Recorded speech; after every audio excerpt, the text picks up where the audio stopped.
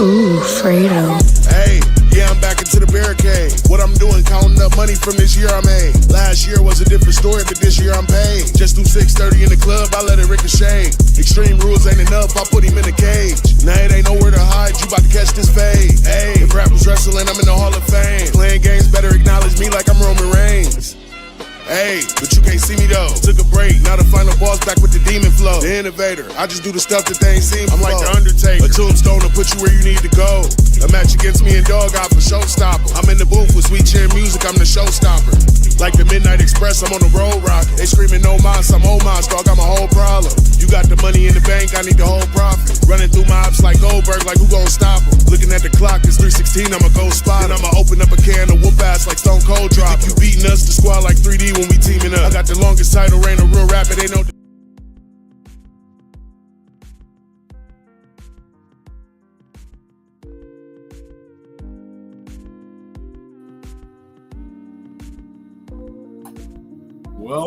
Welcome, everybody. It's Wednesday night. Let me steal some AEWs. You know what that means? It is the Mad Smoke Vibes AEW review, rated M for mature, parental advisory, explicit content. We say what we want and we mean what we say. Okay, it's that simple. Put the kids to bed, all that good shit. All about smoking and wrestling on this show. Okay, we do all of it. We talk about all of it. You know, some music thrown in there because they go hand in hand. That's just you know how we work. I would say, fuck. I'll tell you what, man. It's good to have you again, Rich. I'm glad to see you being consistent, being on here every week with me. I appreciate you bailing me out. Yeah, man, come on, man. You know I got you, dog. Oh man, how'd you feel about tonight's show? You know how we do 3 stars of madness out of 3. Out of 3. Man, out of 3. I give it 2. Okay. Nah, I give it a. I give it 2. I give it a 2. I'm right there with you, bro. I give it a 2 because even though there was kind of a lot of segments in this one, a lot of stuff, but even though there was, what up, Terrence? Thank you for joining and watching on the Facebook side. What up, Terrence? Even though there was a lot of that, we've been complaining for a long time about needing storylines and needing progression and needing some kind of backstory and for this shit to make sense. So that's what a lot of that was tonight. I saw setting things up. Helping progress stories. So I appreciate that they're doing that. Before we get into it, though, we did not get a chance to do it, so I'm going to do a really quick, not even a run through of every match, just my highlights, what I felt like was the greatest parts of AEW Revolution they just had this past Sunday. As usual, Tony Khan puts on a hell of a pay-per-view. If you pay $50, you getting $150 worth, like, for your bang for your buck, for sure. I do want to shout out, though, there were 2 matches on this card. They weren't bad matches. I'm not going to say that. What I will say is they did not need to be on the pay-per-view. They did not need to be pay-per-view matches. They'd have been perfectly fine in Dynamite, even with the story surrounding it, all of it. And that's going to be the Hurt Syndicate versus the Outrunners tag match right there. That could have been somewhere else. And then the Brody King and Okada. Thank you. Both of those, again, they weren't bad matches. But they for sure could have been on Dynamite. I'll say the same thing. Did not need to be on the pay-per-view, bro. It was way too long already. They could have shaved off 30 minutes with that, and it would have left people happy. Like, there wouldn't have been no problem. The only other problem was the last 2 matches before the main event were so fucking good. It didn't matter how good the main event was or could have been. There was no way they were competing with it. The main event did not need to be the main event last night. I'll tell you what, after the, I think it came first, after the Tony Storm, Mariah May match, they should have put Mox and Copeland on and then closed with the cage match, Will Ospreay and Kyle Fletcher personally. At that point, even if they had it booked the way that they did it, they should have switched it up. They should have seen the energy in the arena after that Mariah May and Tony Storm, which I feel was match of the night review. Storyline, everything was fantastic. I mean, yes, part of it does involve the fact that both women bled like stuck pigs. You don't see that at all. And I like it because we're always hearing comparisons of women, men, blah, blah, blah, blah. Look, that's showing they can do exactly what the men can do, adding color to certain matches. And in this rivalry, it made perfect sense. I think Tony cut herself a little too deep, personally. Like, I think she fucked up a little bit, but it worked out great. She looked fine tonight when she was on. Oh, did you got a chance to watch it? I take Rich. You saw a pay-per-view? Hey, yeah, I was waiting for the I don't know if y'all do the stream or not, but I watched that whole. I actually watched it twice. Normally we do, bro, but it's went off so late from my time. I know it. That shit was so long. East Coast time. I got you. And then Monday mornings are tough for Boss Man, and then we got the tonight. So let's do that quick shout out on the show tonight. Go ahead, let me know how you feel. That's pretty much all I really had to say about it, other than every match was great. I do feel my two favorites were Ospreay, Fletcher, and then Mariah May and Toni Storm. I'm with you. I feel the same way. I feel like the Hurt Syndicate match that for sure should have been on Dynamite, the Okada match. Maybe even the one with Mercedes Moné. That possibly could have been a Dynamite or something, Yeah. Just because Momo's not, in my opinion, at least familiar to just like, again, a casual. You may know those people, but everybody isn't, into the Japanese wrestling. But I felt like even with those matches in, it was a perfect match. Of course, the best match was the ladies' match. I always say the ladies do it a lot better, in my opinion. You know what I'm saying? Like, I love to see the ladies do their thing. That's why I like to see them get out there and be able to bleed and go all the way out. Don't hold them back because of I don't even know what to call it, just because preconceived notions, stereotypes. Let's just say that because of stereotypes. You know what I'm saying? Like, they out there, they can earn their keep like everybody else. We want to see them put on a performance. Like, I love to see blood in wrestling. And then you get to see it from the women. They hit each other with bottles and power drivers on a table. I'm like, glass. Oh, fucking pulled out glass. I'm like, they was going crazy. So I got to look. Number one, that was the best match for sure. I love the cage match. I love what I saw with Ricochet and Swerve Strickland. That was on point. I know a lot of people didn't really like the ending of the pay-per-view with Moxley, but I liked it. Yeah. I think it's just because the heel won. But when I rewatched it again, I'm like, I felt how I felt the first time. I like how it turned out. I don't feel like confused. I feel like it was done beautifully. It was because of the two matches it followed. Like, there was no way it could compete. There was no way. Even if it's Mox and Co. Even having Christian Cage do the cash-in, the attempted cash-in, which is great. And then for him to be the one that loses, stretching out. I thought all that was beautiful. It was great. It saved a otherwise lackluster match. But it was because it came right off the heels of Ospreay and Fletcher, bro. Like, holy fuck. And we just finished seeing Toni Storm and Mariah May again.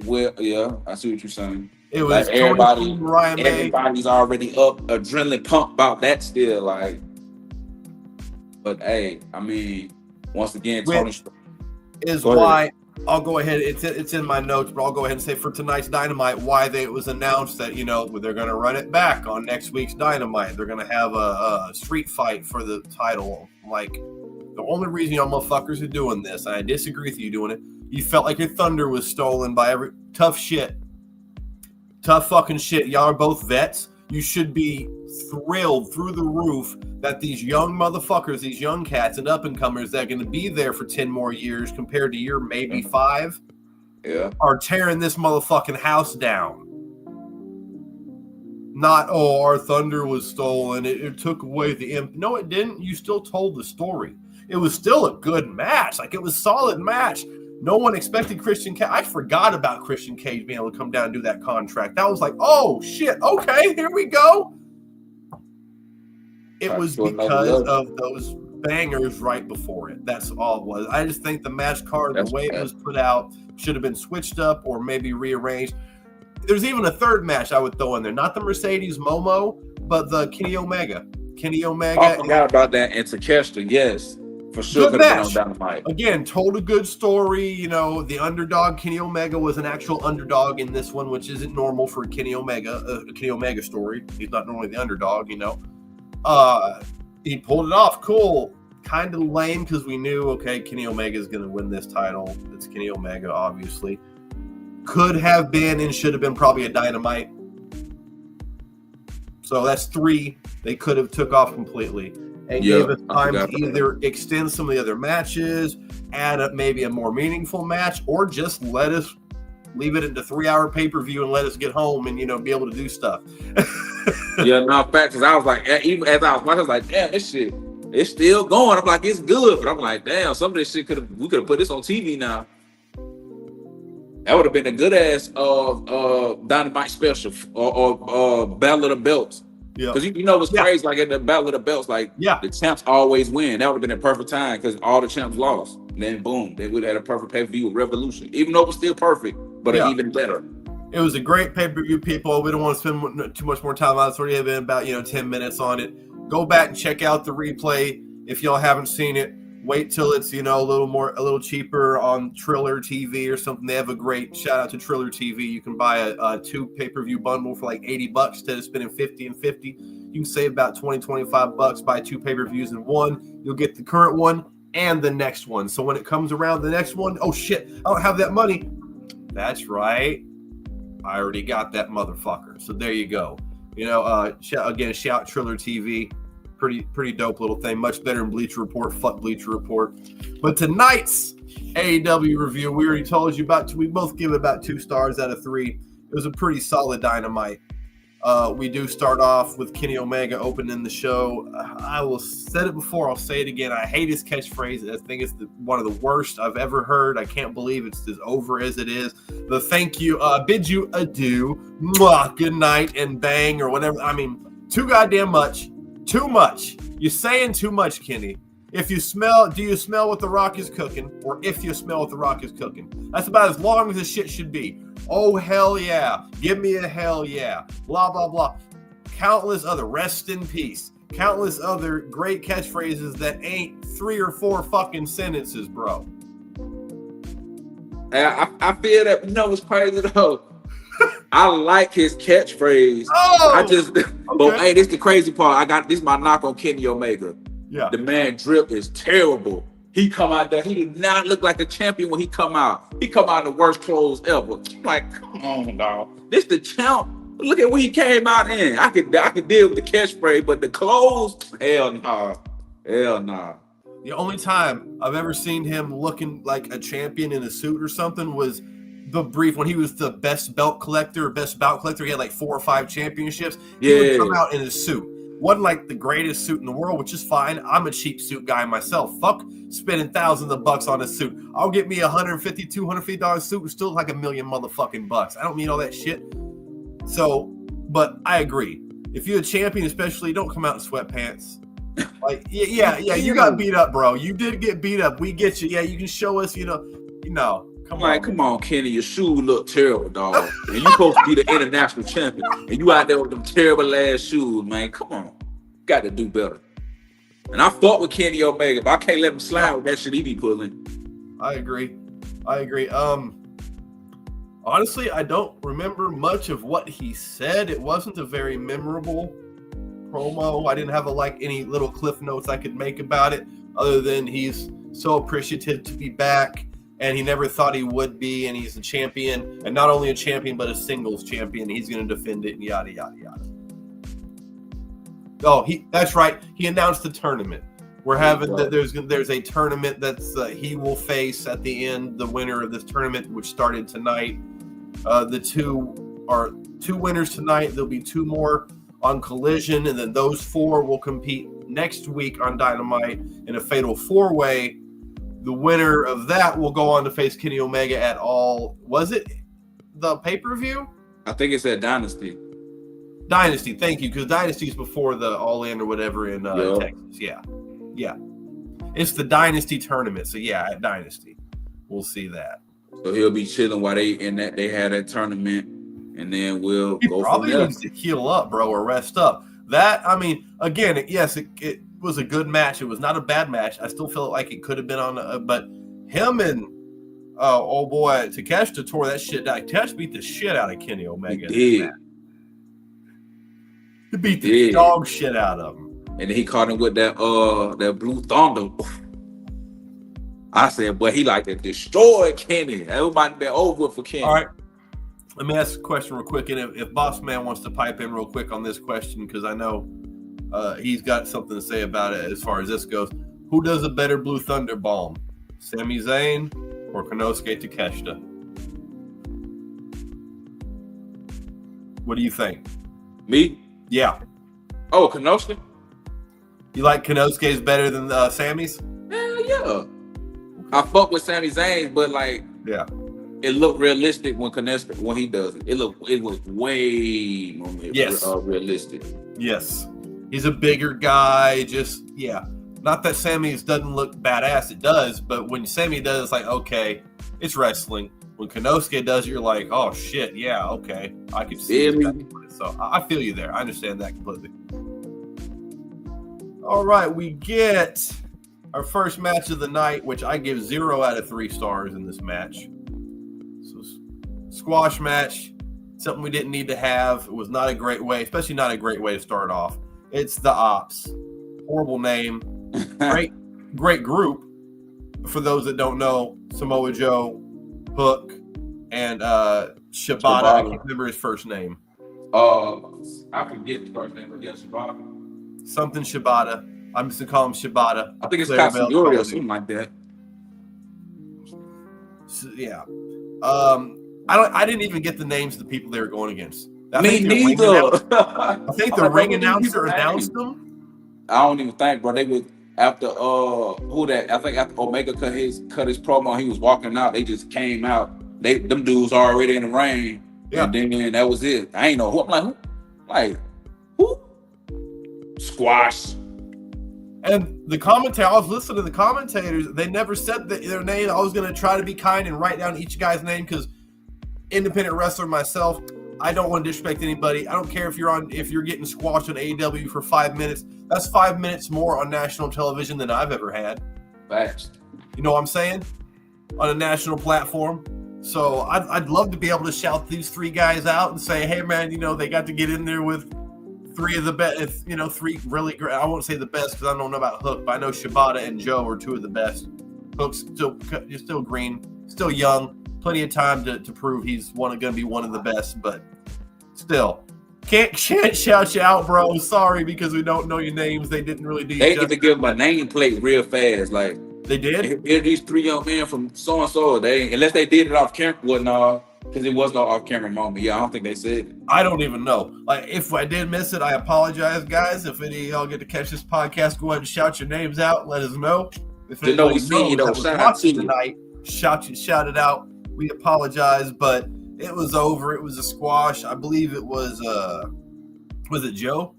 They got the win. Yeah, I think he did the pin. Yeah, I mean it was hardly worth mentioning, honestly. Just that's how they started the show with a squash match like that. We know AEW doesn't squash matches, but to start it like that, I don't want to spend a whole lot of time unless you want to, brother. You got anything to say about this? How they start the show like this? That's it. I hear that. All right. We get a string of segments.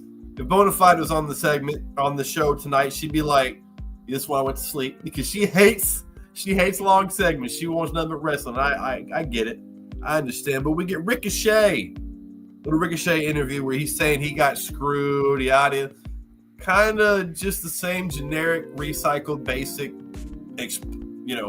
crybaby bullshit we hear from a lot of guys. Nothing sticks out too much to me except that he said, all right, I didn't get that. I got screwed out of going for the AEW championship, but I'm not satisfied. I'm going to go out and get gold. I'm going to win this international championship thing, go beat Kenny Omega. Because I think he's in one of the qualifying matches to get into the Fatal 4-Way. Here we are announced that we get a rematch at Dynamite next Wednesday in a street fight. Adam Copeland versus Mox for the champion. I already talked about this a little bit at the end, in the beginning of the show. I want to again. I feel like this is bullshit. I feel like the Swerve is supposed to get the next title shot. There shouldn't be no automatic. This ain't WWE. No automatic rematch clause bullshit. All right, I don't give a fuck how you lost or whatever. Again, this is entirely because their thunder was stolen from the other fucking matches. Tough shit. Guess what? That's professional wrestling, motherfuckers. Go out there and do the absolute best. If you go out there and try to bet, try to do better in the match before you, I get it. Okay, there's situations you might need to try that, but when you absolutely can't, and there's no way in hell you could have, they're both vets. They had to have known that. So just go out there and do the absolute best match that you can, and being who y'all are, the crowd will get with you. I don't feel like they did that. I feel like they kind of phoned it in, and now they're getting a little, give you a redo. Especially since it's going to be the same fucking outcome. It's a street fight now. Marina Shafir's been out. Old boy's Claudio's been out long enough that it's perfect time they come back, beat you up again, and you still don't win straight. I mean, lose clean. Come on now, this is dumb. I hate that they're doing this. Rich, how do you feel? I want to see the match, but I do feel like how you feel. Because I'm like, okay, how many times we got to see Mox beat Cope? You already beat him in a tag team, just beat him again this past weekend. And yeah, you didn't technically take the pin or the submission, but like you lost and didn't win the belt. So now, in my mind, I'm like, okay, I'm thinking Swerve #1 contender. Then when I'm watching Dynamite, they like, there's a street fight next week because Adam Cole didn't really lose. Yeah. So he went backstage and politicked his way for another rematch next week. Then Christian Cage is saying that when he signed the contract and cashed it in, the ref was supposed to stop the match between Cope and Mox and make it a 1-on-1, not a 3-way. I didn't catch that part. So that's clever. Okay. That's what he's saying. Okay. But I'm like, how am I having a match with Cope that never ended, and then you come in, cash your contract, and it cancels that match out, and now it's just, you feel me? Yeah. Oh yeah. That's still a clever little excuse. He's of course gonna try anything. It's not gonna work, but that's clever. That's a clever. He could be like, this ain't WWE. That's maybe how they do it in other companies, but here I get a match. So politic his way in that night. Hey, they veterans in the game. But the whole time, all Swerve got to do is really just, stay on his toes, because whoever come out of this Mox Cope situation, it's a street fight. So they just came out of that situation, the 3-way. Now they about to go to a street fight. And then you mean to tell me in 3 weeks you ready to defend that against Swerve Strickland? He on fire right now? Like, come on. I mean, just hit me out. I'm out. Swerve said he gonna take his shot at Dynasty, right? Yeah. We know Swerve not winning. Who you think taking the bet off Mox? Man, and I hate to say this, if it don't happen next week, it's gonna happen.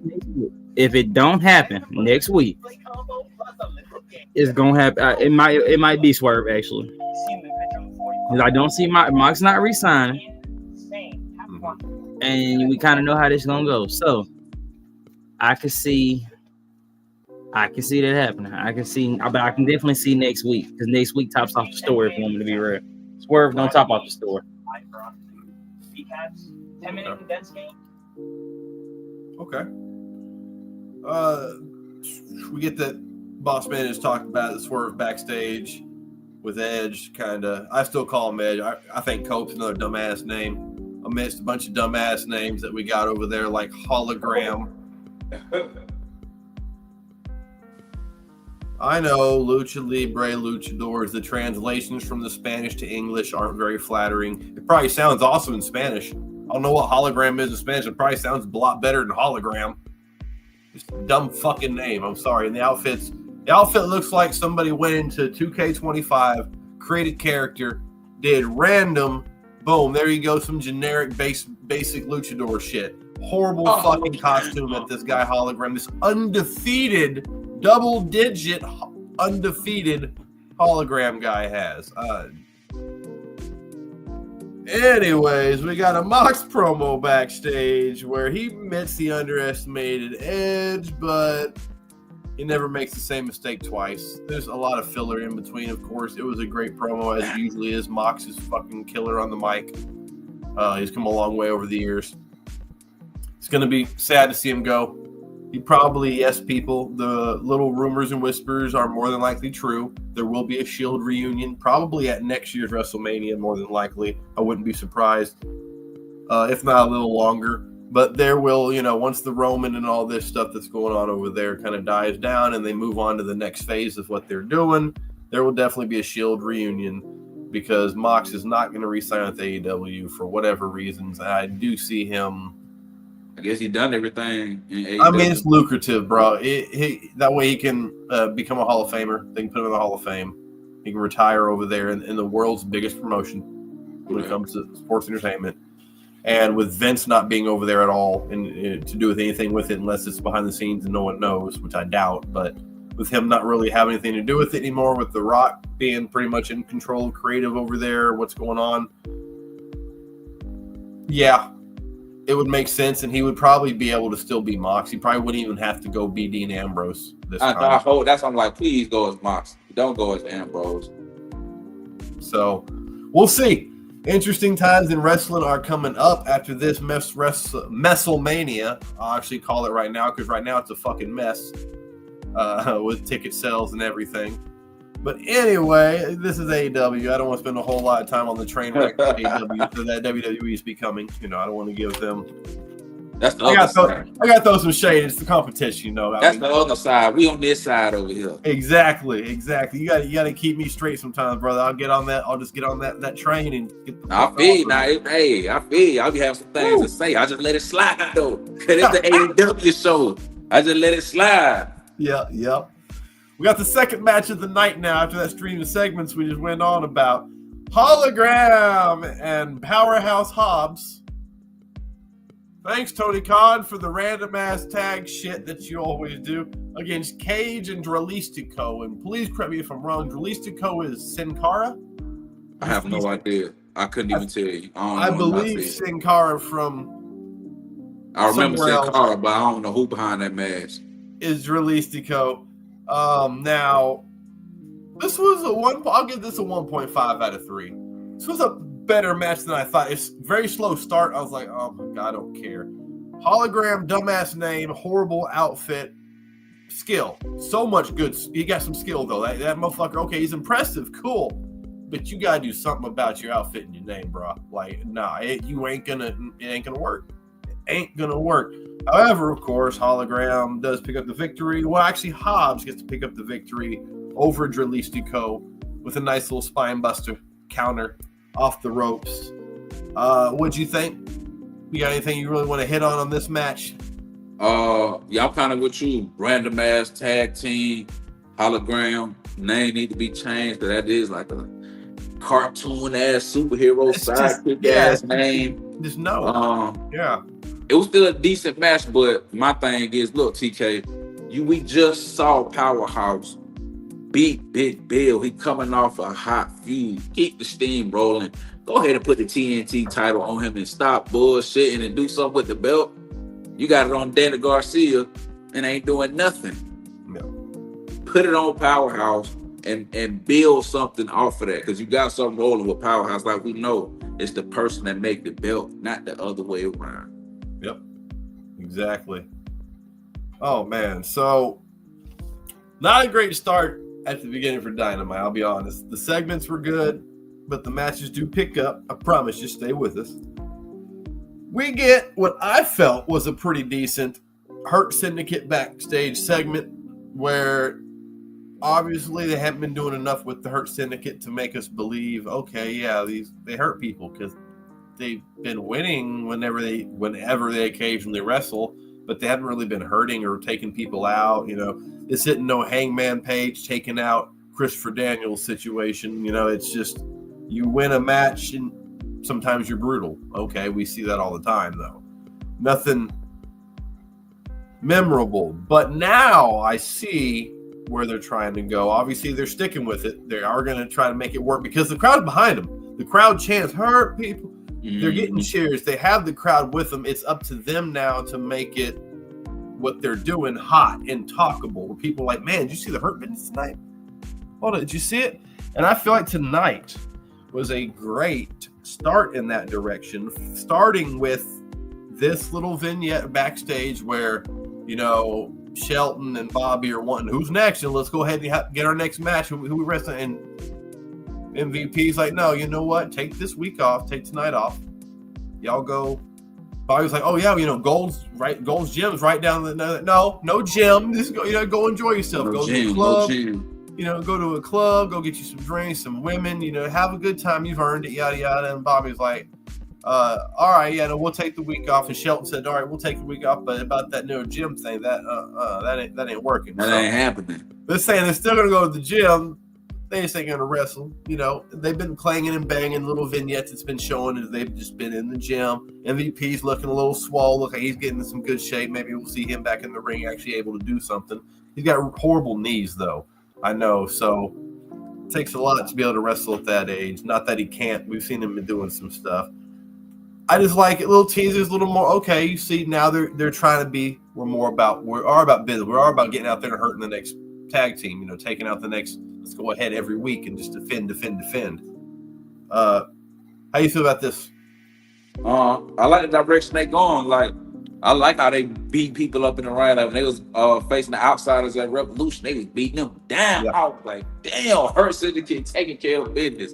You know what I'm saying? I guess the next step for them is to see if there is something they could build off of that storyline wise, like who is in the tag team division that could truly compete with them. I mean, based off of them just destroying anybody in the ring. They both, you know what's crazy? I didn't realize how Shelton Benjamin is damn near the same size as Lashley. That shit is crazy. I'm it's like slender ass Shelton Benjamin. I'm like, no, this dude is about the same size as Lashley. So now we get a super, well, not even gonna say super, heavyweight tag team. Who can they face? Nobody. In which it makes sense. It's like, okay, that's realistic. And honestly, I've always thought there's nobody. That's why, you know, I know Boss Man once Hurt Syndicate broke up. He's not a fan of it. He just feels like it's not working. And I understand exactly where he's coming from because he's not alone. A majority of people do feel that way. But I'm pro Hurt Syndicate, pro Hurt Business for me. I think we need them. I want them. And I feel like they can absolutely work. Look who the fuck is in it. But they do need a fourth, if not a fourth and fifth member. Definitely. We might be getting something along those lines, which I'm going to tease at. I don't want to spoil it. Yeah, I already know what you're talking about. Hey, and then another thing. It's a great moment tonight. Go ahead. Let me hear Lashley talk, man. I want to hear him say something to Mike. Let my man talk, dog. He's not that great. That's why MVP's talking for him, but he's not bad. He's not bad. We heard Lashley speak in WWE. Like, his last stint with the company, he did speak a little bit, and he was fine. So let's go ahead and let him. I ain't saying he gotta get out there and spit a monologue, but I'm saying let my boy say something so he just ain't no muscle bound. Yeah, you know what I'm saying? Freakazoid who can't speak. It's already hard for me to see him as a tag guy. Like, it's so hard to see Bobby Lashley be a tag team competitor for me. So they need to convince me more. And I do feel like they're getting there. They're working that way. Now, we have a Timeless Tony vignette kind of recapping what happened and the whole story between her and Mariah May. Great little vignette. They're getting much better at their video packages. Then we have a Timeless Tony promo where she says, hey, the tramp is still the champ, which I thought was great. She compares herself to saying fighting me is like fighting a zoo. I bleed like a pig. I scratch like a something, but I roar like a lion or some shit. I lick like a giraffe, and I roar like a lion or some shit. Like, oh my God, Tony, what the fuck are you saying? But it was very clever and weird, which is what Tony and Timeless Tony especially has kind of become to be known as, just weird as fuck. But God, if she's not doing her best work as a professional wrestler, I feel like shit. She is. What Tony Storm is doing, folks are going to talk about this 5-10 years after she retired. This is like some never before seen. I'm talking character and in the ring. Like this is like we just went down and just looked at her resume, like just some of the amazing matches that she put on, and then also like just the rub that she's giving Mariah May, which is like I feel like the part that nobody truly speak on, because like y'all remember when Mariah May first hopped on the scene with Toni Storm, like we understand she was like a nobody, right? It wasn't like people was just after her and behind, like she was known a little bit overseas. I don't think she was any kind of champion though. If she was, it was like a small promotion championship and probably like a mid card. But she hadn't for the most part she was relatively unknown. She was a Toni Storm groupie. And that, you feel me? And not saying that she didn't have the skill, but I'm just saying she received that rub, especially after she beat Toni Storm, and then just come back with this horror story type storyline finish and just the whole theme of how it went. Like you can't do nothing but give them their applause. It's like you could if anybody out there could find an issue with it, I would have to assume you was just hating it. Because what is it that you could critique about it and be like, well, you know what? I didn't like that. Like it was all the way through. Like and I feel like for me at least, this is the best women's storyline I have seen in a long time for any company in wrestling. Probably ever. Their story and their matches, they only had to have 3 matches. Instead of having 5, 6, 7, they have a trilogy that ends amazingly. I have a problem. What? Go ahead, brother. And it ain't even with them. Tony Khan. Why was this not my main event? That's all I had. Do you remember Loud Me? You talked about that. I don't give a fuck. You did not have a storyline better than that. No. You didn't have a storyline better than that. And not only did you not have a storyline better than that, after that match, I'm sorry, even what Will Ospreay and they did, it was still just like another suck the air out the building kind of match. But it still didn't take the air like they did, bro. That was they were standing ovation, Bravo at its fucking finest. Let's just be real. The story with a chef's kiss, all that shit, bro. So that's just what it was. Yep. And I hope they don't tarnish it and taint it and give us, now we're going to have a 4th match. No, eventually, sure, they can wrestle again. Do not do this shit anytime soon at all. Let's move forward. Tony's moving forward. She's still timeless Tony, but you saw she's black and white for a few seconds, then she went to color. And she's obviously catering the crowd more and not as kind of out there ditzy timeless Tony like she was. This is timeless Tony, who has been champion, lost the championship, had a mental breakdown, went back in time and became, Tony's story. I love that. That was great too. I can't say enough good things about her or Mariah May during this storyline. The acting has been impeccable. Facts. You don't see better in Hollywood TV from either person. Mariah May, that promo she was cutting when she was crying and holding her, and good Lord, that shit was great. Like I don't have nothing bad to say about how any of that went down. Like that was just in my years of watching wrestling, that was the best shit I've ever seen. Wrestling, or maybe we'll start this. This podcast will start it or something. Wrestling needs to have, they have the Slammies with other company or whatever. Well, they need to have there's an Academy Awards and there's the Grammys.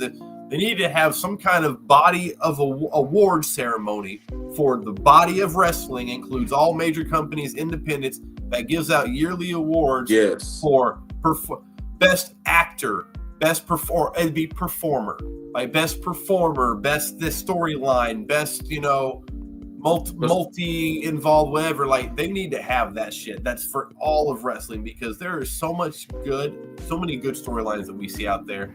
Whether we're watching independent wrestling, whether we're watching the competition, the companies, whatever we're watching, all right. But I tell you what, doing it better than Toni Storm, man. That's all I'm saying. Who? It ain't nobody out there. What storyline can you think of? The Cody Rhodes storyline is the only thing that comes close. The whole Cody Rhodes finishing story. Toni Storm is the best woman in women's wrestling today. Thank you. That's all I'm saying. That's all I'm trying to say. I'm talking WWE. I'm talking TNA. I'm talking whatever wrestling. I don't give a fuck whatever wrestling. I'm not putting nobody Toni Storm right now. Yeah. Hey, no, let me tell you what TK fucked up at. No, this he fucked up, and that's why I'm glad Zay up here because he know what I'm probably gonna say. Well, I don't know if he know why he let Megan Bain attack her like that. Though that's the part that did be dirty. And me and Zay, we spoke about this how they trying to force her on us, and she really replacing Chris Statlander, so she just come out of nowhere and just That's get a all tight she shot. is, bro. She's just a bigger and a better look Atlanta. That's all it is, bro. Now I'm sorry. No. Look at the They even when they look, she already on the title scene just like that. She needs to go after Monet. I swear to God, if they have her go after Tony and beat Tony and become the champ, no, man, take that fucking TBS title off of Monet. She's got 4 of them motherfuckers. They teased that too, though. You heard Tony Storm. She said that. Take that fucking TBS Yo. off of Monet. She's got. They teased that too, though. Bonafide. Somebody hit on me. Finally shut up for work. Oh shit! I scared him off. Look at that. My singing was atrocious. They just had to leave. Come on, man. Tyler's Tony Storm doing her damn thing, man. I'm just saying, I ain't in the other promotion. I ain't seen nothing like it. TNA ain't seen nothing like it. When I watch, I'm like, dang, if I wanted somebody to watch wrestling again, I'm like, what would I do? I would just show them this. I'm like, bro, look, they got some fine women that can wrestle for real. I'm talking about they can wrestle. They gonna slam it through tables. They gonna bleed. Let me show you something. Come here, come sit down and watch this. I say, watch this right here. Roll that up real fast. We gonna watch this. Won't turn this on. Like, what? That shit was crazy, dog. Like, I ain't never seen nothing like that. Never. Not with the women.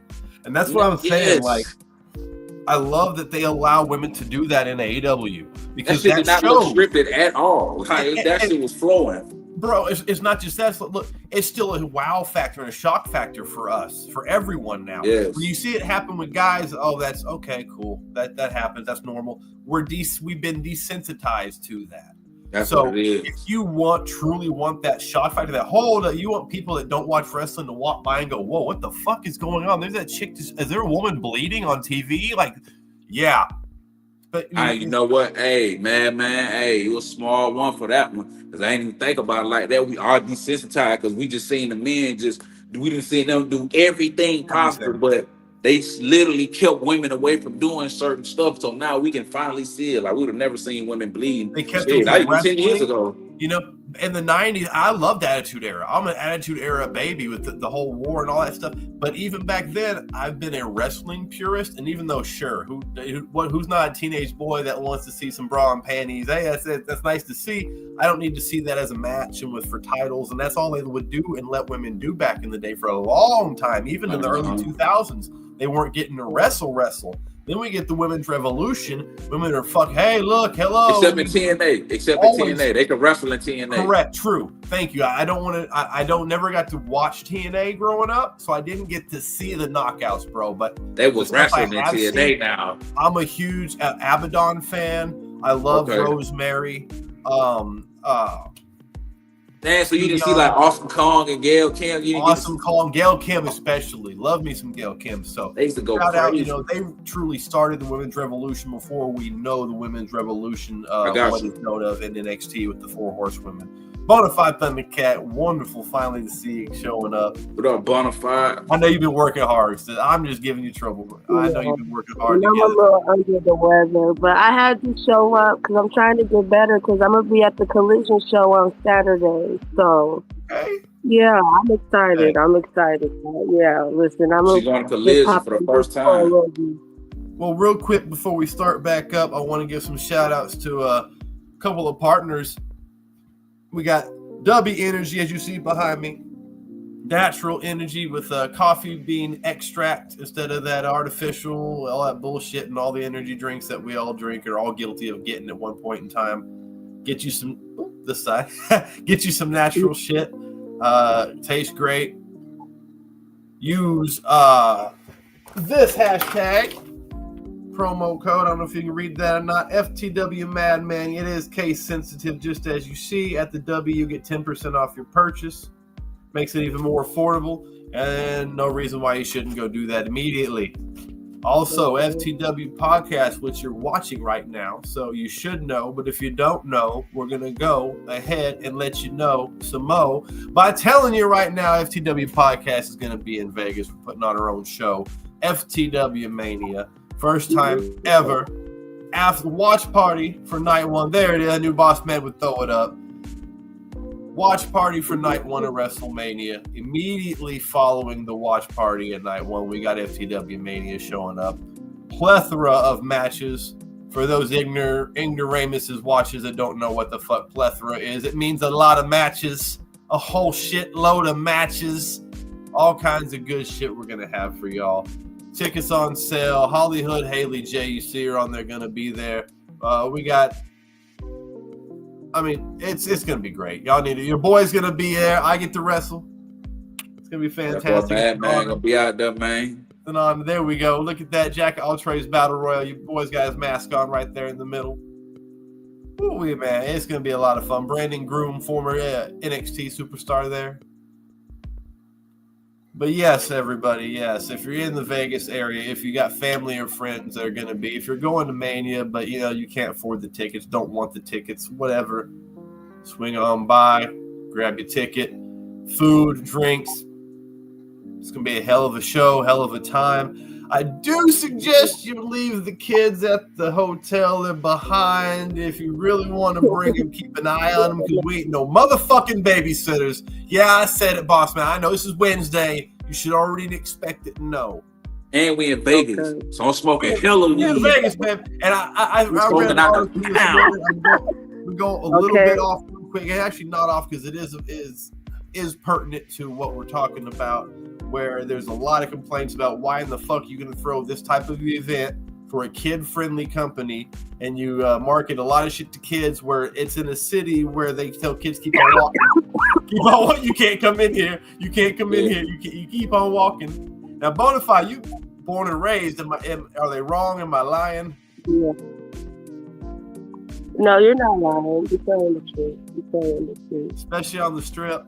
But it's going to be a good time, man. Yes, it's going to be a good time. We're trying to let everybody know. Take a vacation, go to Vegas, show up for the FTW Mania. First time FTW champion's going to be crowned. It's going to be amazing. I will be out there. I'm showing love and be out there. There you go, Rich Loud. Rich Loud is showing up. Bonafide Thundercats be there. Your boys will be there. This FTW's will be there. More than about 3/4 of the podcast is going to be there. We're going to have, we're going to be there the whole week. We're hoping to be at WrestleCon, maybe bring some people over. We can't say nothing because we don't know for sure. We can't tell the future. We just know we do what we can. You don't want to miss it. And Boss Man's going to be wrestling Friday night too. So is your boy right here. Okay. I'll be making my Majestic Championship Wrestling debut this Friday in Walker, Oklahoma. Motherfucking mad man. She's talking about in Vegas. I'll be wrestling in Vegas on Friday too. Oh, my bad. Yes, he will. And your boy Madman will also be wrestling Friday in May. Hey, man, we popping out all that, man. We'll be out there. Yes, sir, man. My man Tan's got some big things coming up. Yeah, I'm excited, y'all. It's a family coming together. It's going to be an exciting event. So, yes. So make sure everyone follows the FTW podcast. It doesn't matter if it's Monday, Tuesday, Wednesday, Thursday, Friday. We got a show. We're constantly going live and uploading content for a group of independent wrestlers. For those that know, you need to follow Vibez Aew Dynamite because I mark my motherfucking words. You're going to see him on TV one of these days and be like, oh, shit. Well, you want to get it on the ground floor. I promise you that right now. So let's move on along real quick. Bonafide, what did you think of the show tonight? You know how we do 3 stars. What would you give it? I'm going to be nice. Don't be nice. I'm gonna give don't be nice. Be honest. Don't be nice. Be honest. You know how this is Wednesday. You know what? Monday. Yeah, I'm gonna keep it real bonafide. I'm gonna keep it fucking fresh with you. I'm gonna give it a 1.7. Let me guess. Hold up. I was telling Rich about this earlier, but before you were on the show. Is it because of all the segments? Yeah, I enjoyed it. And then I'm not gonna lie, and then I was low-key mad when Speedball came out because he's a great wrestler. But they were sitting there acting like he never wrestled for them before. Hasn't he wrestled for them before? Am I tripping? No. Here we are. He did. I never Yo. seen Speedball in AEW. I always seen him in TNA. Has wrestling AEW strike one. And why the hell was you present Speedball like that? Why couldn't he be Max Caster surprise wrestler? You know what I'm saying? Like, why? I didn't like the way Speedball was presented tonight. That's all I'm saying. Yeah. But that match was good. That match was good though. That match was better than what I thought it was gonna be. Listen, you present Speedball, yeah, exactly. Like you present you present a major star. This is gonna be one of your major signings down the line. So if that's the case, I feel like you present him strong. You give him the squash match. Make him be the surprise guest so he can get the big pop. Go out there and squash Max Caster real fast. And look, we got Speedball in AEW. I just felt like I didn't like the presentation. He can't put on a match. Speedball wanted to show what he could do, and he had to do that with the luchador. You know what I mean? It wasn't going to be Caster. You know what I mean? But just the fact that he's a big signing, he was already signed to AEW, so it's like, what are we talking about? You know, like let's not sit here and be surprised. He cried already over. He was on. I never seen Speedball on AEW. I always seen him on TNA. I'm not saying he wasn't. Maybe it was TNA, but TNA and AEW had a partnership to start off. So at first, you were seeing people like Mike. You were seeing Speedball. Yes, you were seeing Speedball. That's why you were seeing Will Ospreay in AEW before he even signed in AEW, because they had a partnership with TNA at first. So Mikey Speedball done wrestled AEW before. He just hasn't wrestled fully under the company being signed under AEW. He did wrestle Will Ospreay in TNA though. Yes, which is a perfect segue, as Bonafide said, because that was the next segment. The next match that we had was Speedball Mike Bailey versus Beast Mortis. I gave 1 star to the match itself. Hologram and Hobbs Cage, I gave 1.5 for their match. Yeah, look, Big Daddy Hobbs, this was not a good match. You know, I was excited to see Big Daddy Hobbs, but you know, But let me tell you, because I know Boss Man probably gonna get on here and get on my ass in a second. But you know, I just want to let him know, you know, Big Mama, we out here on Saturday, so I'm be looking for y'all. Because I always get my picture with Will also. Your podcast does not promote none of does not promote none of that. Listen, they just got to know that, you know, Thundercat about to be in the building. You know, they already know. So y'all look for me on TV. I'm gonna be like in the 5th row. So hopefully I'm on the right side. So look for me. I'll be looking. All right, Bo. There she goes. As the Secretary of Defense for the Family Time Wrestling Podcast, I'm gonna have to advise you to not do anything that's gonna require bail money. Oh man, listen. I'm a wild thing. Listen, I know. That's why I'm advising you not to do anything. Well, you know, you're asking the wrong thing. We got Vegas coming up, girl. We got Mania time coming up. We need you. Don't worry about me like that. Don't worry about me. Listen, we shoot for the stars and get to the moon, okay?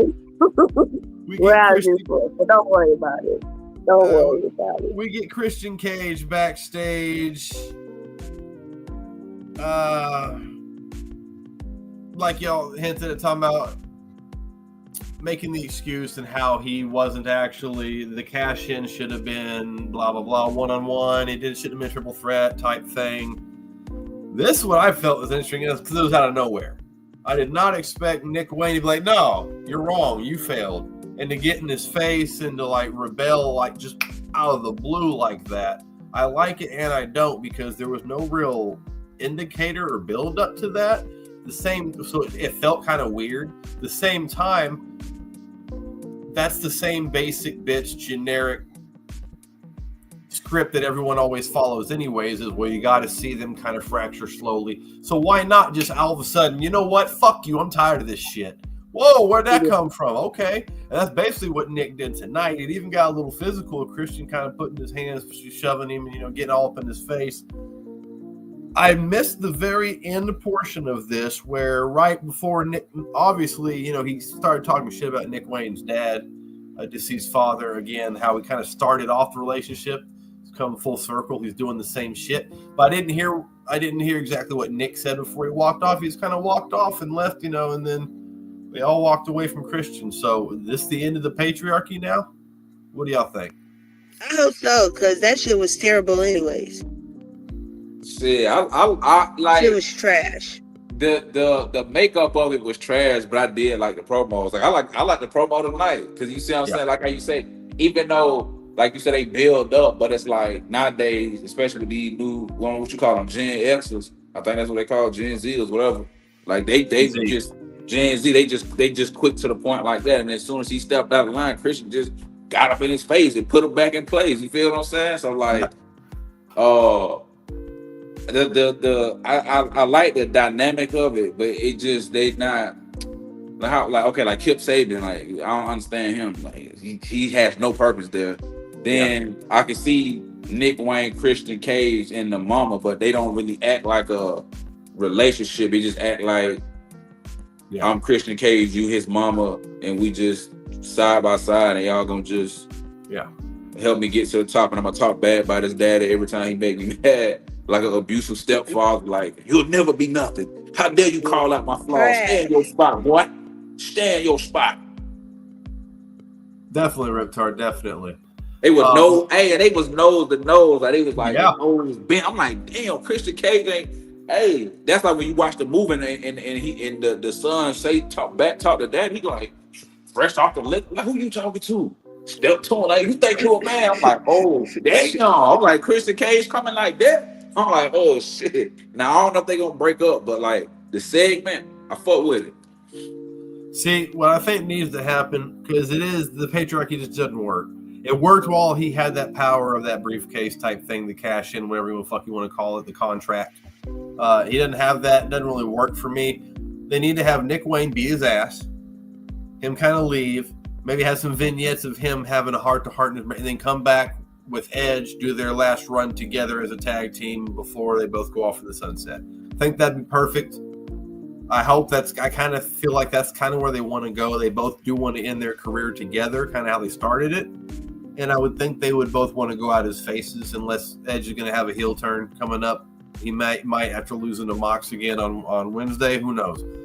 I do like, however, why I gave the show 2 out of 3 personally was, even though there's a lot of vignettes, a lot of segments, they were all good for me, and they set up story. Finally, we're setting up future stories, glimpses, not instant gratification. Fuck that, all right? Look, I know what generation we're in. I know what time we're in. I know there's only 24 hours in a day. I know there's only 60 seconds to a minute. But motherfuckers, when you get older, I'm talking to everybody out there that is younger than me, at least.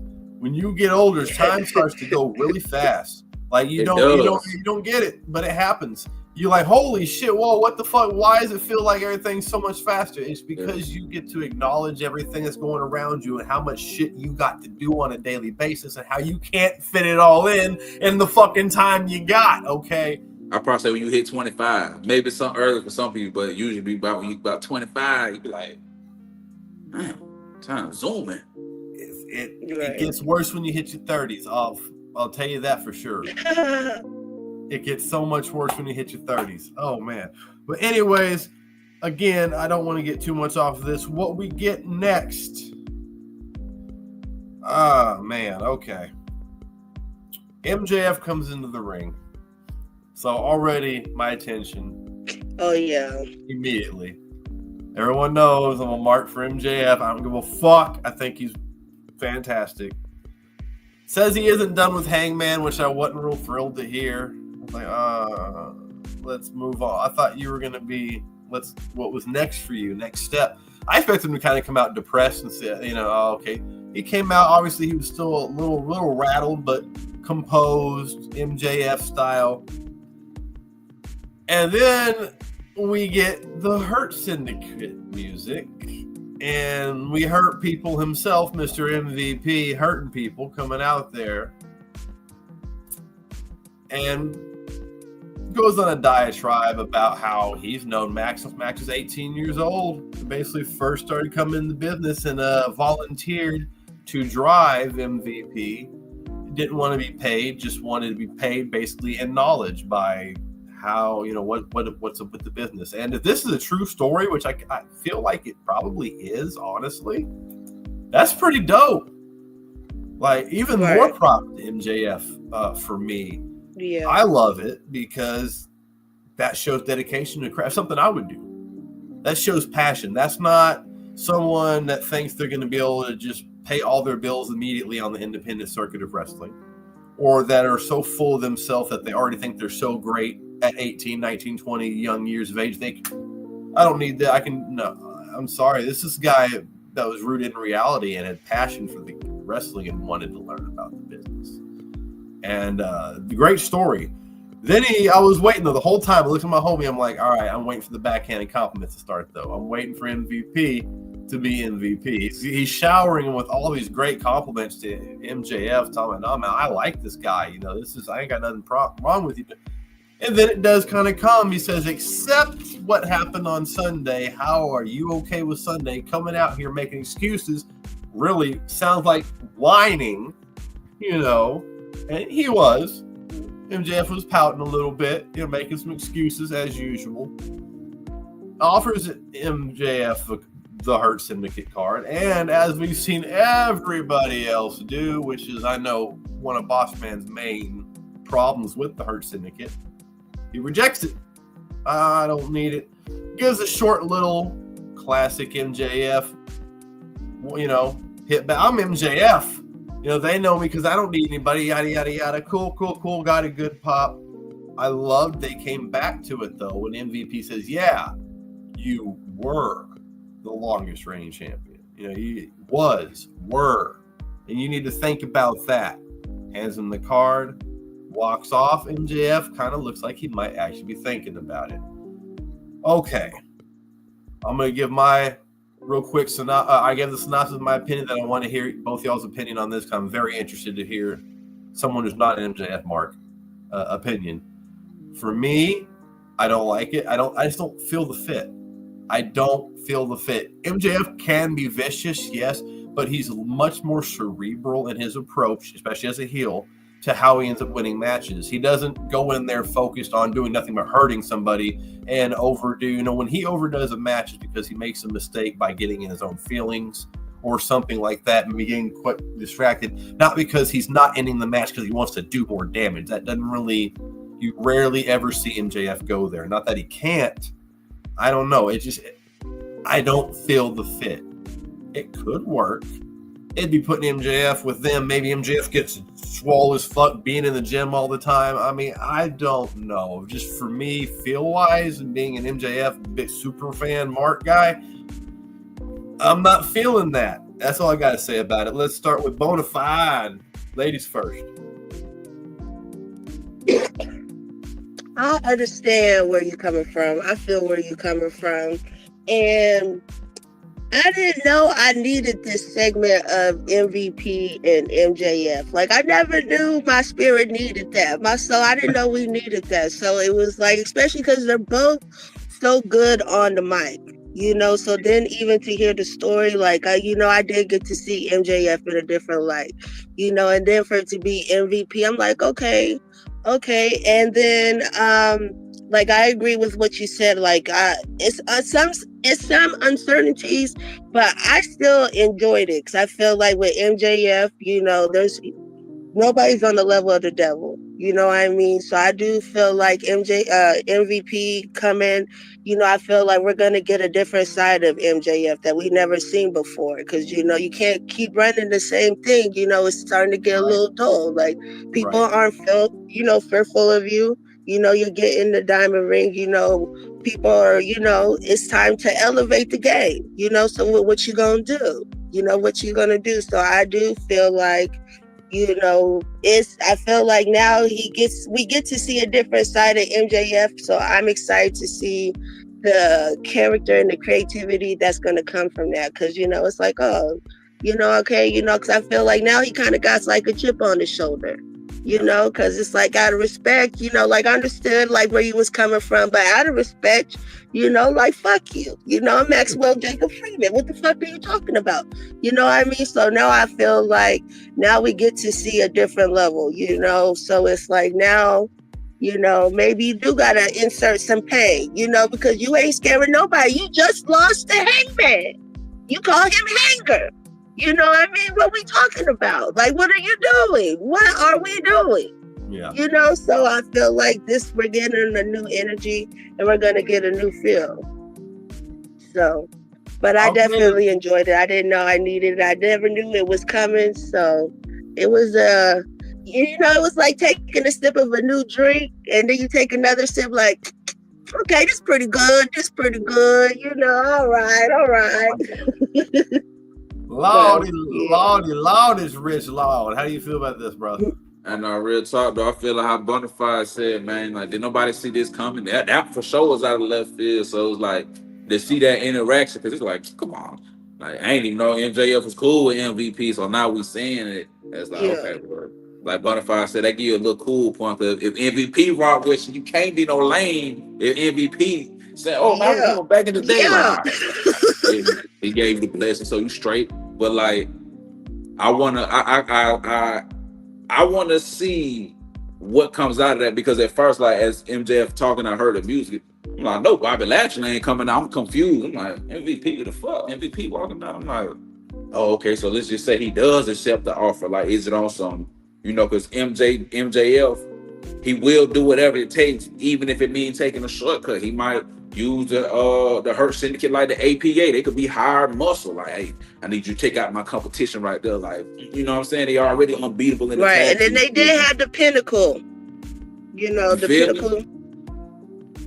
So I'm like, if they somehow link up, or I don't know what comes of that, but I'm interested to see, honestly, because that's kind of different. Like, you don't really see, like, you know, like, being realistic. Like, they usually keep black people, white people, Hispanic. Like, you get to see like an interaction where it's like, okay, let's put them together, and then it's like, okay, let's see how it works. Because I mean, I ain't against it.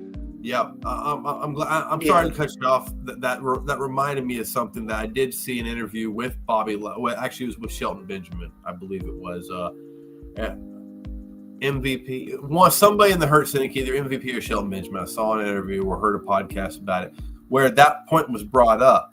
Like, you have to be black to be in the Hurt Syndicate. They're of course trying to play that race shit, and he's like, absolutely not. Like, MVP, he gives the card to whoever. You just got to be worthy of being in the Hurt Syndicate.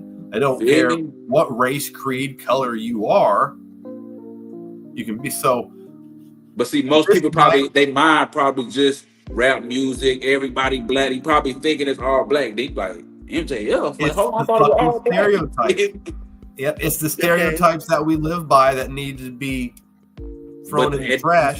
But then wrestling, it ain't supposed to be. That's why I say I'm interested in the dynamic, because I like to see different. I don't like to always see same color tags. That's why I like the APA. That's why I like Chris Bay and Ace Austin and 10. You know what I'm saying? Like, just show up a little different. ABC. You know, like something interesting. Yeah. Shelton Benjamin, Charlie Haas back in the day. You feel me? When they used to be with Kurt Angle, like, you feel me? Look, like, that's what I want to see. Dudleys. Oh, fucking legendary Dudleys. Hell yeah. Got about the Dudleys, no cap. We wouldn't love them some Dudley, boy. Them two brothers for real. Like, shit. We get the Max Caster Open Challenge. Best wrestler alive. Who can survive the best wrestler alive? Well, Takeshita comes out and beats his ass with 2 moves because Takeshita pissed off. He just lost anyway. And Max is just a fool. And Takeshita, I looked at my homie. I was like, I bet 3 moves and it's done. I said, what do you think? 1 and done? He's like, yeah, 1 and done. It could have been 1 and done, but he lifted him up and then he hit him with another one, and then it was done. Ah, man, this is very comedic, funny. Again, here we go. Second squash match. I like this shirt. Huh? I said, I like Max Caster's shirt. It said, never shut up with the mic drop. Yeah. That was a nice shirt. He's funny. All right, he can wrestle. I'm all for, like I said, for those that don't know, of course, I repeat it all the time. I need him to get super big because I have a 1-of-1 signed relic trading card that I need to skyrocket to the moon price-wise, so he needs to hurry up and get up there. But no, this is funny. It is kind of different. It's a nice little comical segment with a guy that's issuing his open challenge. He's certified as the best wrestler alive. He just keeps getting his ass whooped every time he has an open challenge. So I do kind of want to see where they're going to go with this long term, or if this is just temporary because they don't really know what else to do with him. I feel like that's kind of what it is. You got anything you want to add in on this Bonafide? Rich, anybody? Bonafide? No. I'm okay with seeing him lose every week. It reminds me of some attitude era shit. Where you just come out and just get the money in your mouth every single week, and then you go out there and get whooped. It's cool with me. It's entertainment at the end of the day. Yeah. Kind of like the Job Squad was. Yeah, absolutely. Like it's gonna be funny. You know, okay, this is the time I can go and get my popcorn. It's time I can go, listen to it out there and get something done. It's gonna be funny regardless. It's not gonna be very long. All right, cool. We're gonna have this in a commercial break, something like that. Jericho vignette. Finally, Jericho being the Jericho. Oh my goodness. Oh my goodness. What? Go ahead. This was like probably the best Jericho promo vignette he's cut in 6 months. Since right before he was Learning Tree. And again, everyone knows I didn't really have a problem with the Learning Tree. It was kind of growing on me. I get what they're trying to do there. This though, this was Chris Jericho. All right, this is what I've been looking for. This is Painmaker. This is you don't know who you're talking to? Don't you know who you're fucking with? I'm Chris Jericho. It's that simple. It's that fucking simple. So I loved it. I'll let you go ahead, Bonafide. I saw you were kind of excited about it. You must have felt some type of way about this one. I do. Okay. I do. And I guess it's controversial for me because it just the fact, I know we didn't really get all the way into the segment, but they showed a little clip of what happened at Revolution where he took Gravity's mask and whoop-de-whoop. For me, I don't like that shit. That's just mad disrespectful. I don't like that shit. I ain't like it when FTR did it to the Lucha Brothers.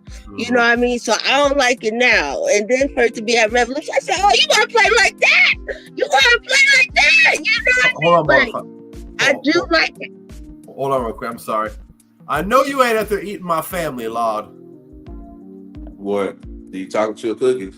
Oh, I thought those were animal crackers. All right, I was telling you earlier, I identified as an animal cracker. I thought you sitting there eating my family in front of me. Like that's just some vicious heel shit. Shit, man. Okay, bet. Yeah. All right. Go ahead. I'm sorry, Bonafide. Go ahead. I had squirrel. No, you good. But it's controversial for me because I do like this side of Chris Jericho. You know what I mean? And it's good entertainment because it's getting a rise out of me. You know what I mean? But I'm like, fuck that shit. I'm like, y'all better whip his ass. You know what I mean? But I'm like, we're talking about Chris Jericho here. We're talking about Chris Jericho here.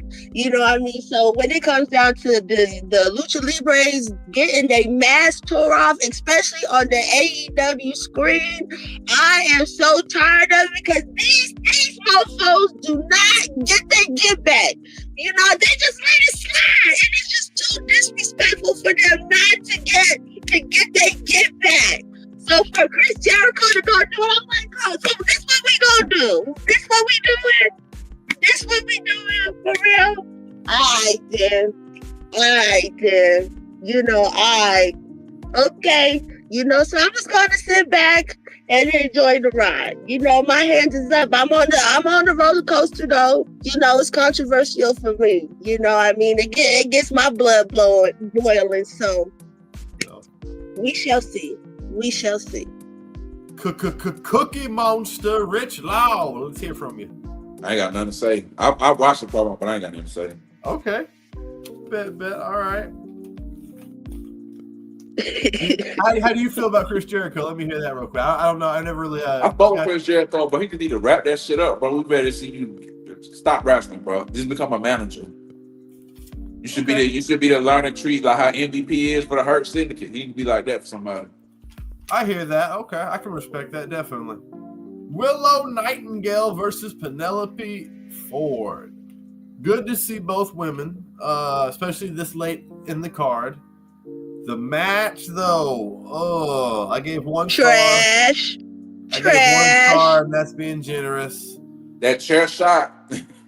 Oh, that's part of the reason why I got such a low. Don't even look. All right. If you're going to use a motherfucking chair, and the pros especially, all right, either use it or don't even grab the motherfucker. This little, the dainty ass, you can tell you're barely hitting or you're stopping right. You're hitting somebody in the back. We're supposed to be in shape. We know how to square our shit up. Fucking let it fly. Or don't do it at all. It didn't even make a sound. I'm like, come on now. You heard more of the ring moving than the chair. Yeah, absolutely. And then they had Big Bozo come out there. I'm mad at Big Bozo coming out there standing like a little street sign. I'm telling you, Bonafide, we said this the other week. She replaced with Chris Statlander. That's why she was able to clothesline both of them and knock out the world champion. Like, come on. Look, now we're supposed to be a threat. Megan Bain, people. That's what we're talking about. I don't like Big Bozo. That whole segment was trash. What's so important about her besides how she looked? That's all. It's her size and that she's pretty. That's all it is. I'm not trying to objectify women and nothing like that. So y'all can keep your fucking comments. Nah, because Mercedes Moné fine as hell, but she talented. Like when she get in the ring, like she going crazy. I'm just saying, like, what is it about her that's like? It's like, so we're supposed to think you can take down Toni Storm after she just and did then that. She calls her F5. Listen, the only thing that I'll give her credit for is that I think she said, because she finally spoke a little bit. I don't know if y'all heard her speak, but she spoke a little bit. And then when she did the F5, she called it the bow down.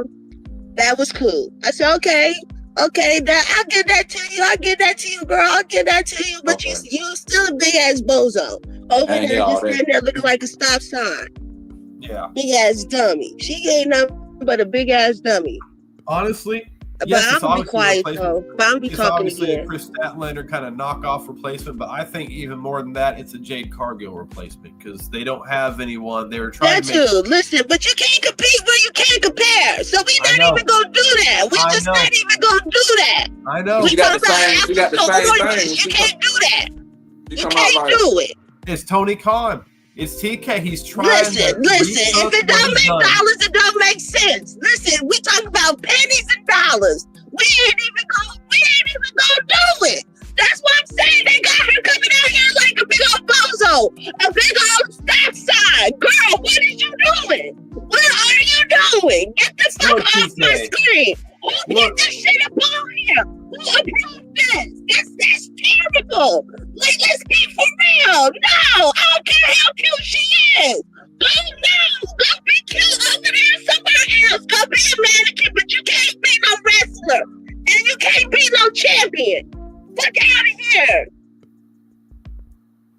We brought with Bonafide. She can't be no champion. No. All right, listen, Tony.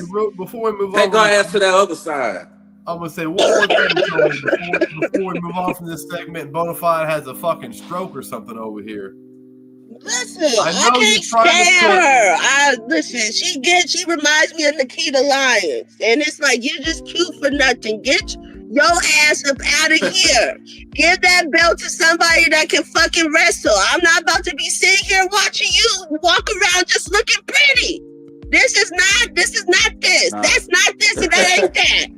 They let Nikita there because she thick. That's why she's the...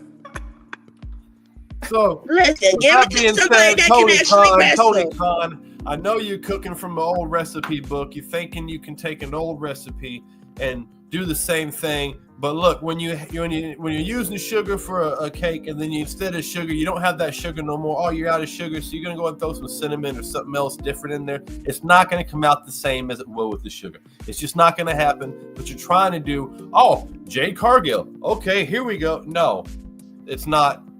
Or Chris Statlander. No. First of all, if you're trying to replace Chris Statlander, you're trying to replace a person with no personality in her character with a person with no personality in her character, or you're trying to replace Jade Cargill, who had personality, had my skill, and her physique was phenomenal. She just couldn't wrestle very well. So now you're taking someone that might be able to wrestle pretty well, but you're trying to give them, I don't know. It's not going to work, Tony. Move the fuck on. Trash. No, but it is. I'm going to tell you what it is about Megan Bang. I'm going to tell you honestly. Yeah.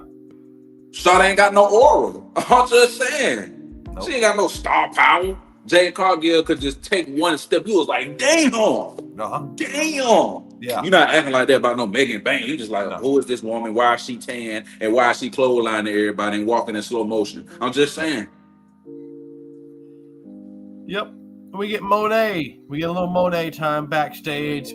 Billy Starks looking like dressed like a lost schoolgirl because I don't know what the hell they were going for with that look tonight. Not quite sure. That's I don't know. I don't really get. Is that really who we're supposed to believe is Mercedes' next challenge is Billy Starks? I'm not throwing shade at Billy. Yeah. I've seen him in she the used to be a up here. Divas minion. She was part of one of the little minions. I've seen her, and I mean she's been around a little while now. I've seen her in the independent scene. She has. Shout out to Billy Stark. So she's got the talent, but out of everyone we have, but you know what I want to see? I want to see Mercedes Monet. Sorry, I didn't mean to cut you off. I want to see Mercedes Monet versus Athena. That's what I want to see. Athena damn near had like a Roman type run with her shit. Like, she had only lost like 3 times in the past like 4 years or some shit like that. Like, and then they bring her ass on up to AEW. Until recently. I know they've had her in ROH forever. I don't know what the fuck they're doing, but whatever. I'm not for this. I don't think it'll be interesting to me. What they're doing, the vibe I'm getting with Billy Starks right now. Because I remember how she looked when she came in. And I've seen how they've had her dressed recently and what they're trying to do. I feel like we got another Sky Blue Julia Hart situation going. And they're just doing that, but with Billy Starks now. And they need to stop. I'm tired of it. It's just not interesting to me. And they also need to get that damn TBS title off of Monet. I'm sorry. I really feel that way. That's what you lost. Listen. When they play Wipe Me Down, I do my, they got the little step. I do my little Monet be hitting that thing. I know. Like, they go, Monet, do your thing, good. Do your thing. Look, it's like I said. Huge Sasha Banks fan, not so much Mercedes Monet. It didn't work for me the same way. It's the same character, but it just doesn't hit the same for me anymore. I don't care how many titles you put on her. She's had some bangers recently, thank God. I was finally like, okay, good. Yeah. She had plenty. Listen, every dog has his days, man. Every dog has his days, man. But listen, that's a hard-working champion right there. You see all them belts? See all them belts? I know. I get it. I do. I get Tony it. Khan, if you in here or one of your surrogates in here listening, this is what we want. Yeah. Mercedes Monet versus Tony Storm. That's what we really waiting on. Yeah, absolutely. That's in the middle. We don't care about that shit. Mercedes Monet, Tony Storm is what everybody wants to see. So we can go ahead and mark the greatest match in women's wrestling history and professional wrestling history across the board. Let's go ahead and make money in history because that's where it's going. And to get that, we need Mercedes to drop that TBS title so she can go ahead and go right after Listen, but you can't rush greatness. You can't rush greatness, okay? We on the slow road. We slow on the ride, but we always on the incline, man. Right? That's just how it is. And then I know y'all already talked about. Then how do you feel about the Billy Starks? I know y'all already talked about this earlier in the show, but I just want to say it's trash that Kenny Omega is the new international championship. Why? Because we kind of just knew, like, only because Kenny Omega. Kenny Omega. He's just. Well, I don't know even the right lingo. He's just, he's just a snobber. He's just a snobber. You gotta get it's just like, you should know, it's just like if you love to wrestle, then just go wrestle. You don't need to have a championship belt. But no. Not only do you come back, you go and go get the international championship because you just don't want to go right for the world championship because, you know, that's that snobbish shit. But you're just going to go and get a championship when you know you don't need one. You know, so it's just like it's trash. Just stacking his resume. Because it's like you're doing that, and what is it going to do? It didn't do anything. Yeah. You know, you didn't do anything. If anything, you really hurt the other wrestler. You know, so it's like trash, snobber, like, man, like, whatever. whatever negative things they said about you, it's true. Well, after the Monet, Billy Starks, whatever the hell they're doing with that backstage, we get what I think is probably Ospreay's longest in-ring interview, where it's just mic time to have a live mic and say what he's going to say. Wasn't impressed. I like me some Ospreay. I do a lot. Oi, Ospreay. But this, he was trying to connect with the crowd. It was a little long-winded. It was a neat little story, almost like a stand-up comedy type of skit. He was trying to get some one-liners, some zingers in there. It just didn't hit for me. And I was listening to the crowd. It didn't seem like he had most of the crowd. He got a chuckle here and there, but for the most part, people were sounding like they're like, just go out there and wrestle, Will. We don't really need you to talk right now. Boy. Listen, and I was a little disappointed, not surprised, just a little disappointed to see this because Will's so great.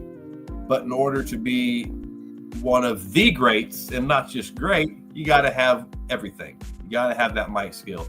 And mic skill and presence is such an important part of sports entertainment that if you don't got it, you'll be mid-card at best your entire career. The man just had his first cage match just on Sunday. Can you give the man a break? He just let you know. Man, to hit a Spanish fly off the top of the cage. I'm not taking any of that away from him. Bangers after banger after banger. I know he has. You know what I mean? I'm surprised he even showed up. And then he let you know that his wife is like, yo, she needs some loving tummy too. You know, so listen. Cut Will Ospreay a break. Cut him some slack. We gonna cut Will Ospreay some slack tonight. He has been wrestling long enough to should know how to cut a goddamn promo. Okay, so they give him the mic AEW is a different type of feel. This is a different type of feel. That's all elite wrestling. Okay, so it's like he's been putting in the work. So give him a little break. Every dog has his days, man. Dang. I know. Dang, you see him in the you want him to come out here and just be Listen, his wife been on his neck. He was supposed to show up tonight, but he had to come and let y'all know, like, listen, hey. That's he just being missed calls, bro. That's all day. Are you done? Yeah. I didn't say nothing about it being trash. I didn't say he was trash. I said I wasn't impressed, and I felt like it was a little long-winded, and he still got some ways to go. I was a little disappointed with it because I felt like he would have been and should be further along. But like you just said, this is AEW open live mic. This is an American audience, not Japan. So I get that fully. I have every confidence that Will Ospreay will get there. Accent and all. He'll find his catchphrase. He'll find something that's like, there you go. That will eventually click. Yeah, I do 100% feel that. I just did not feel like tonight was his night when it came to that. Hell of a cage match. I already said earlier, between that cage match that he had with Kyle Fletcher and the match with Mariah May and Toni Storm, tied for match of the night because I can't really I still lean more with the Toni Storm Mariah May just because their story is better. But match goes, oh my god, they're both up there. That's why Edge and fucking Mox couldn't compete at all. So I've heard Bonafide's take on. Obviously, she was all for the promo, giving it. But what do you think, Rich? How are you about it tonight? It was a little long with it. I ain't gonna lie, but I fought with Will Ospreay though. Like, I mean, personally, I don't think his accent gets in the way because I can hear what he's saying. And he sound like I don't know if y'all ever seen Beowulf. I don't know if y'all ever seen that movie. He sound like Beowulf. Like every time I hear him talk, that's what he sound like. I'm the king of 7 seas. That's how he shit like that. So like, I fuck with his promos. You know what I'm saying? Like he pretty much is saying like, hey, he went out there and put his life on the line. His girl hit him 15 times. You know what I'm saying? He a family man. He missed his woman call. He had to answer back. I answered her phone call. He lied and said he wasn't gonna, put his life on the line or whatever. You know what I'm saying? I mean, I fuck with it. It's just a nice babyface storyline, and he announced what's next, which is why I like it, because my whole thing since Mox has been the champion is who's going to beat Moxley. So now you have so many contenders: Swerve, Ricochet, Jay White, Colt, Kenny Omega, Will Ospreay. Then Revolution pretty much X'd a couple people, a bunch of folks off. Kenny Omega, Ricochet, Christian Cage. Colt got the rematch, and then Will Ospreay wins and he ends his feud with Fletcher. So what is next for him? He already had the international title, so he's got to get into the picture just the perfect time, because they didn't just sign Will Ospreay and say, okay, it's time for you to get the belt like ASAP. They let him work and build, so now it's time for it. But Colt got to get that rematch. Christian Cage about to politic his way in. Number 1 contender Swerve still got to get in there. Where does he come in? Like that was the part of the answer I really want to know. Like, what is the next result for his championship run? And yeah, it's probably, he's been there with the company long enough. It might be time to start pushing him towards a world title. He might take it off Swerve in a remake. Of Swerve beat him. Yeah. So that he come back and then take the belt off Swerve, and it's like. But I mean, at that time, then why is Swerve getting the title again and just drop it again? Like, that's not giving him credibility. If he's going to be there a while, which you do know, he just re-signed a new contract not too long ago last year, or beginning of this year or something like that. I think it was end of last year he signed a new contract, probably a 4-year deal at least. So he might be 5, 6, 7 time, AEW champion before the end of that. Who knows? We get second to last segment of the night before the main event of the night. We get a Jay White interview, which honestly I missed the majority of this. So if you, Rich, you can fill me in on what exactly Jay White was talking about. Basically just answering the question of, did he mean to hit Colt with the briefcase, and basically what was his positioning in this championship run. So okay. He cut kind of like a Will Ospreay type promo where he like, okay, well, no, I didn't hit Colt on purpose with the briefcase. But what do I fit in? It is like, do I get the match with so and so? So it's pretty much like one of them type of promos. Okay. But he's also a contender, so that's why my question I'm gonna keep asking. That's what I want to know: who is gonna be the one to take the belt off Mox? Because it could go so many ways, and then you still got MJF. So yeah, okay. We get Hangman Adam Page, MJF. I missed the majority of this as well. I just saw a little face-to-face, and I heard something. I don't know. It seems like they might be done. I don't quite. Can either of y'all fill me and everybody else in on this little segment right here with Hangman and MJF? You go ahead, Bonfire. Actually, I don't know where it's going to end, but I do have to accidentally skedaddle, y'all. I'm sorry, y'all. All right, Bonfire. No worries. You have a good night, girl. Thank you for coming. Yeah, I love y'all. Making a special guest appearance. See y'all Tuesday, and then we back at it on Wednesday. But I love y'all. Look for me on TV on Saturday. Look for me on TV on Saturday. I'm gonna be stoking. Yeah. I'm out of here, y'all. Keep it shining and stay lit. Have a good one. Yeah. Feel better, girl. But it was just not really one of the promos with MJF basically just saying like, okay, well, congratulations, Hangman, you beat me, but what's going to happen is I'm still going to go win the AEW championship again. I'm going to go out down and be a Hall of Famer. You're just going to be the person that beat me, and you're going to get to the top and then do what you always do, lose, and that was pretty much it. That's right. I do recall that now. I appreciate that. All right. We get to the main event of the night. We ain't going to hold you too much longer, people. Thank everyone for joining in and staying with us as long as we've done this. A little longer show than we normally do, but, you know, when we're shooting the shit, we got good conversation and good company. Sometimes we run a little long. So we got Hechicero, I believe is his name, versus Orange Cassidy. My beef with this, why in the fuck is this the main event? Because Tony Khan obviously didn't have like a real main event because it's just the tournament. So I guess it's just a bunch of promos and advance the tournament, then Collision. I guess they have it. So I mean, you know what? In review of this and looking at all this, I'm dropping my star review from a 2 to a 1.5. I only gave it a 2 because of the promos, because that's why I was stuck. Yeah, I mean but look, now I'm looking at this shit. The majority of everything, the promos were the best part of the show, and you can't be having that now. You need good promos, but you got to have some matches. And the fact that Orange Cassidy, I love Orange Cassidy. Give me some freshly squeezed. But the fact that Hechicero, which I guarantee 85% of the viewing audience, AEW fans or not, don't know who the fuck he is or have only seen him 1 or 2 times. They definitely can't pronounce his fucking name. And this is a main event against Orange Cassidy. I don't care how big he is in AAA. Again, you don't know. This is fucking this. For this to be the main event. If you look at the match cards tonight, and that's why I said I was only being generous because I did like the promos to advance the storyline. But like, you got the makeshift tag match. That ain't really talk about nothing. You got Hechicero and Orange Cassidy. That really wasn't talking about anything. You had who else? It was another match. It was another tournament. Speedball, Mike Bailey, and Speedball and Beast Mortis. Like it wasn't.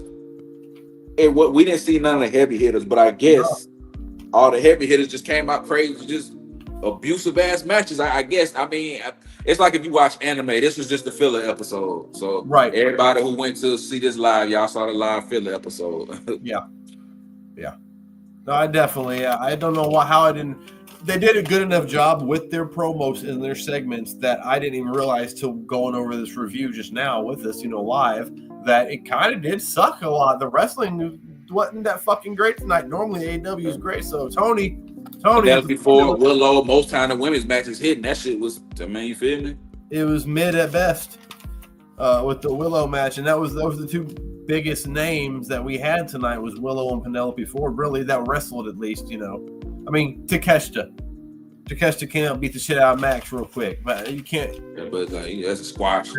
Yeah, exactly. So we had 2 squash matches, the Ops, and then Takeshita. Yep. That was so it was just an easy filler episode. That's basically I can say last words filler episode. We do have Orange Cassidy picking up the victory, and then a random ass. Oh, okay. Mike Bailey comes out and stares at Orange Cassidy. Yeah, exactly. And that's how it ends. It goes off with Mike Bailey, who, again, 80% of the crowd don't know who the fuck he is. It's a shame because he's a very talented guy. He is. I like him because he's a lot of my style I would love to be. If I was that flexible and that great shape, could throw kicks like that, that'd be my style pretty much because, coming from a combat sports background. But no one knows who he is. So you just come in, have him fight Beast Mortos, win, sure, but I don't know. Like you said, hopefully it's like you just said, filler episode. They get some shit together, and next week we start cooking again with some oil because this is just nope. Match wise, storyline wise, progressing shit. There we go. That's why I'm giving it a 1.5. I had to drop that from a 2 in review. That's the end of the AEW Dynamite that was tonight. So it's going to be the end of our review. So I don't want to hold all of you lovely people too much longer. Rich Law, thanks again, brother, for joining me. You got anything you want to say? Anyone you want to shout out before we go? Hey, man, I will be in Austin, Texas tomorrow for South by Southwest. If there's any artists out there, y'all trying to link up, do anything, man, just hit my line. Follow me on Instagram, _Rich Law. There we go. You heard it here first. Well, Madman Murray's going to be down in Oklahoma on Friday. And then San Antonio, Texas on Saturday. You're putting the work in the ring. with Mr. FTW himself. FTW Rock's going to be there with us. So is Mr. Floyd Maystorm going to be down there in San Antonio and Oklahoma with us. So y'all stay tuned for that content. Will be coming as soon as we can. With that being said, I want to wish everyone a great night. Tell everyone to stay mad. And I'll see y'all when I see you.